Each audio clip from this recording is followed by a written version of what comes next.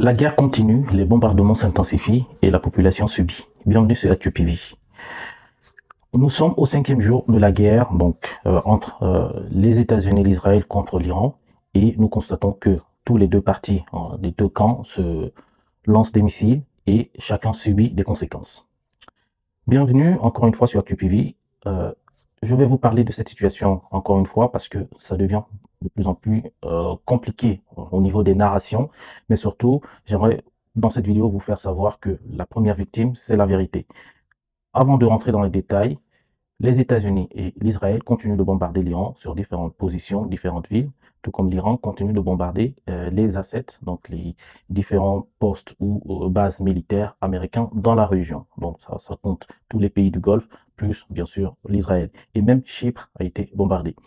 Donc on peut constater et vraiment valider et confirmer que ces deux camps s'étaient préparés pour cette guerre.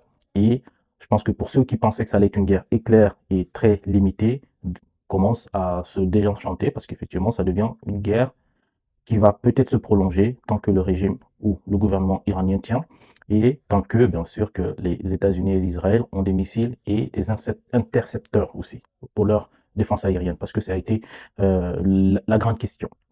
Maintenant, au cours d'une guerre, il faut savoir que la première victime, c'est la vérité.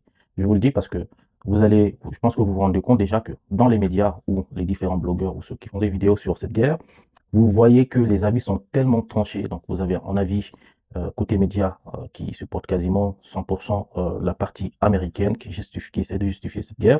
Et puis, de l'autre côté, vous avez la partie de certains blogueurs anti-occidentaux qui vont, bon, je sais pas si anti-occidentaux, mais qui cherchent peut-être la vérité, qui, eux, donnent des informations favorables à l'Iran. Sachez que la réalité se trouve entre les deux. Chacun essaye de gonfler, on va dire, en fait, ce qui avantage son camp.